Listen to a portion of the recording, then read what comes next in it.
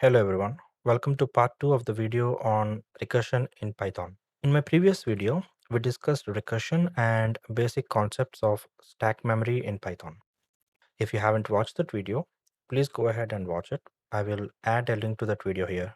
In this function we defined in our last video, we saw that there is a risk of filling up the stack memory when we write recursive functions. In this video, we will discuss how to avoid the stack overflow scenario by tweaking our code to run more efficiently. Before we do that, we need to understand a concept in programming called tail recursion or tail call.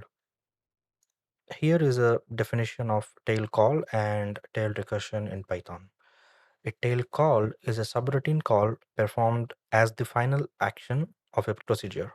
And if the target of the tail is the same subroutine, the subroutine is said to be tail recursive, which is a special case of recursion. First, if you have a look at the two function definitions here, function B and function C, you can see we are returning a function call as a final step in function B. But in function C, we are returning a statement that needs to be evaluated before that can be returned. So a function can be directly returned here, a function call, and in function C, we need to evaluate this x into function A, whatever function A returns. So first we need to run function A and get whatever function A is returning to us, and we need to multiply it with x, which is 1 here, and return that evaluated value. So what happened in function C is not a tail call, but whereas what happens in function B is a tail call. If function B returns function B itself instead of function A, we can call function B as a tail recursive. Now, let us go ahead and implement tail recursion for factorial. We'll see how it works.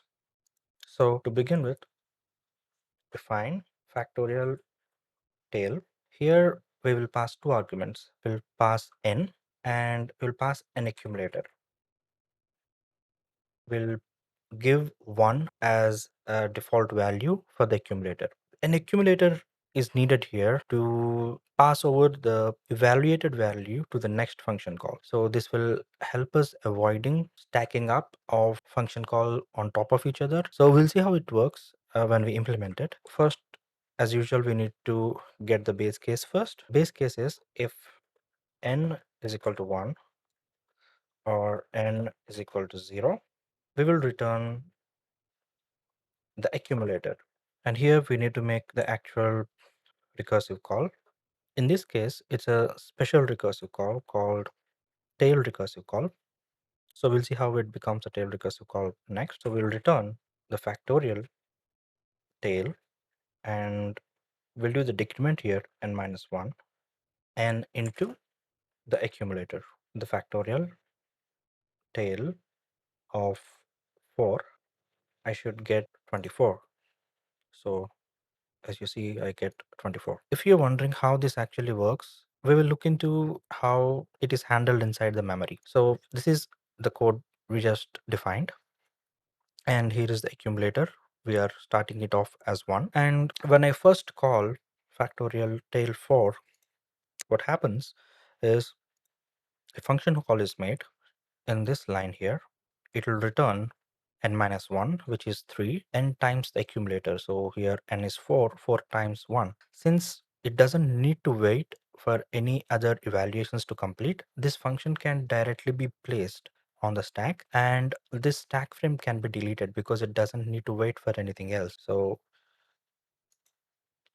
it will call factorial tail 2 and it will pass the accumulator from before, so which is 4 into 3 into 1. When this call is made, now we have reached the base case, so it returns 1. We can just evaluate this value, which becomes 24. So if you recall in our previous video, the stack got quite high, but in the current scenario, we are now able to keep the utilization of stack memory to a minimum and most importantly, predictable. So that's it for now. If you have any questions or feedback, please feel free to post it in the comments below. I will try and respond back as soon as possible. If you like this video, please leave a like. Please subscribe to this channel for more content like this. Thank you for watching and have a good day.